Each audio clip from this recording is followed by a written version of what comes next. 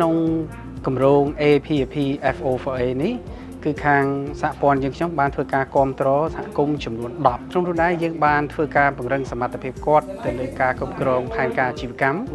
ការគ្រប់គ្រងនៅហិរញ្ញវត្ថុនិងការធ្វើផែនការទីផ្សារយើងបានសម្របសម្រួល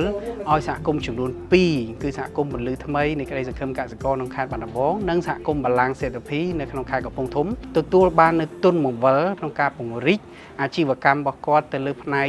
ជំនួញជីធម្មជាតិនិងជំនួញជ្រៅពូជផងដែរមិនតាន់បានទុនហ្មងពិបាកខ្វះលុយអីទិញបដាក់កសិករទៅគាត់ថាចាំយកកទៅលក់ហើយចាំយកឲ្យគ្រប់ជាណាឲ្យគាត់ពាក់កណ្ដាលខ្ញុំលក់ជីដែរប៉ុន្តែលក់តិចតិចទេមិនសារហ្នឹងខ្ញុំយកទុនពី iFast មកចំនួន 8,500 យកមកបង្កើតមុខរបរទិញ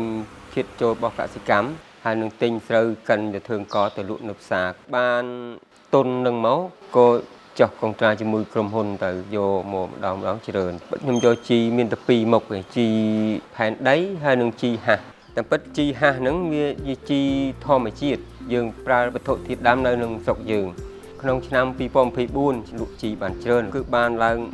138តោនតាំងពី iFast ដាក់ទុនមកឲ្យទៅយើងមានការប្រែប្រួលយើងមើលទិញស្រូវក៏បានឲ្យតែមានកសិករយកស្រូវមកលក់គឺមានលុយបវលឲ្យគាត់មុនកសិករបើគាត់ត្រូវការជីត្រូវការឲ្យគាត់នោះត្រូវទៅទិញនៅឌីប៉ូផ្សារពេលឥឡូវគាត់ជឿទៅឆ្ងាយទិញបោះសហគមន៍ទៅក៏បោះគាត់ដែរ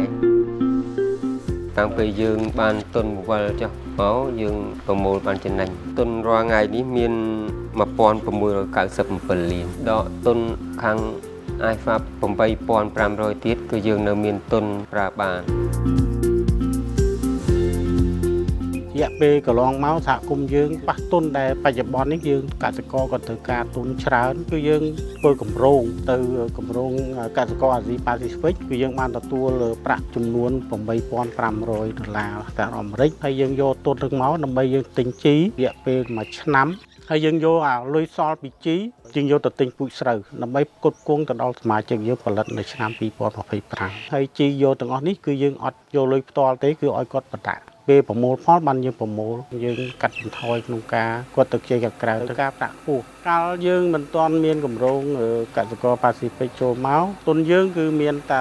40លានជាងទេហើយដល់ពេលយើងគម្រោងមួយឆ្នាំនេះយើងឡើងជាង50លានអញ្ចឹងវាកើនឡើងទោះបីថវិកានឹងយើងផ្ដល់ទៅឲ្យគម្រោងវិញក៏ដោយក៏យើងនៅតែផ្គត់ផ្គង់អាប្រាក់ដែលនៅសល់យើងចំណេញពីគម្រោងគឺយើងធ្វើអាជីវកម្មបន្តទៀត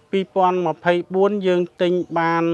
ជិត20តោនដល់ពេលក្រោយដែលយើងទទួលបានថវិកានោះមកទិញបានជាង20តោនដែលយើងទិញតែនក្អូបទិញសង្ហែនិងទិញរំដួលហើយដូចឃើញស្រាប់នេះជាកសិករយើងកំពុងតែហាលស្រូវពូជដែលគាត់គួរទុកនៅធ្វើនៅឆ្នាំ2026